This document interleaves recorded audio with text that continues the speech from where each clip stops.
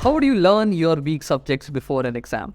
Read a textbook, watch YouTube videos, take notes from the topper of my class, ask my mom to read and explain. Which option are you going with? Let's see. Who wants to explain their answer? Devik. Devik, you can unmute and I'm going to give the floor to you. Sir, my answer was that I will ask my mother to first if I read the textbook and if I don't know something, so I could ask my mother and she could explain me so that it will be in our mind and then we can score good marks. Okay. So Devik will choose the route of our mother. I'm curious, Avi, what did you do with? Yeah, so I chose the first one, which I think almost the answer, 80% of you also chose that, which is read the textbook. I mean, obviously, come on, dude, what I'm in 7th, 8th standard, someone says learn for your exam. I'm obviously going to take my textbook and read it. Like, what is? Yeah, totally. That's what I did. What do you think, Ram? Is that right or wrong? Even I tried doing that, but for some reason, I always found the textbook a lot more boring. I guess my textbooks were not that great. Deepa is like, yes, same here. Yes, me too. Many of you are able to relate to me. Like, imagine, no, I have my exams coming up in 1 week and I have like 2 hours to study this chapter and I'm like sitting with this book. I'm like, oh my God, what is this book?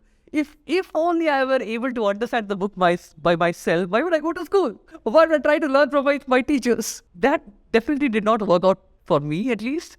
So what I used to do was basically go to my topper friends and, like, hey, can you explain me? And sometimes my topper friends were like, really good friends of mine, and they were like, okay, cool, fine, I'll take out my precious time and explain you. And some other time they were like, hey, you know what, no, I have to study my own subjects, right? If I don't study, I will not top. I'll become second or third, and that's also worst, right? So they will not teach me. So that was a sad part. Obviously, the route of your mom or a dad, but again, my mom and dad were like busy, so they could not help me that much, and also the subjects were like really going beyond. So what I resorted to, what I would have resorted to was YouTube videos. These reliable resources, right? For example, if it's maths that I want to practice, Khan Academy is a really good tool, right? These resources I would recommend you all. I mean, obviously I want to do that for myself, but back in my day, I guess there was no YouTube.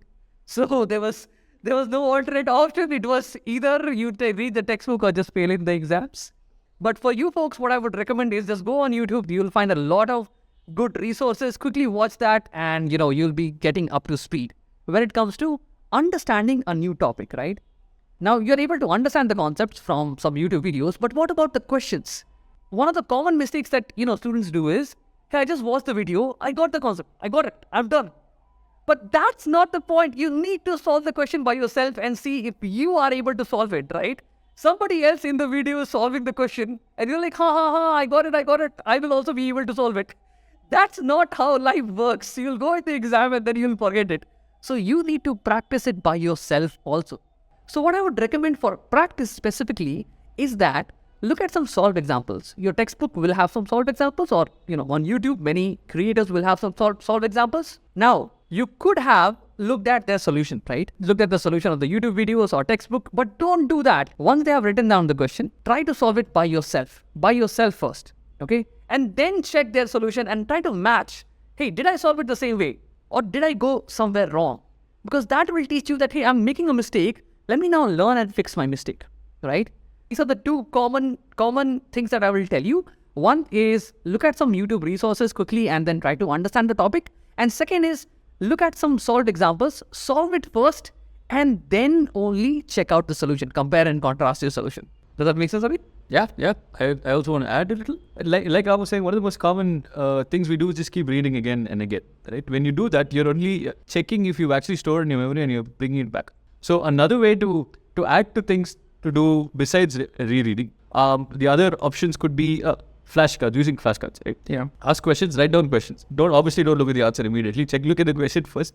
Try to recall the answer and then look at the answer. There are other ways of recalling, which is having your parents ask you questions, or anyone who's helping you, have them ask you questions so that you can therefore recall and check if you know the answer. So versus what can you do versus just reading? Make sure that you're doing a lot of recalling. That's important. The other point that Ram brought out very nicely, which is around why are YouTube videos more effective, or videos in general more effective than textbooks?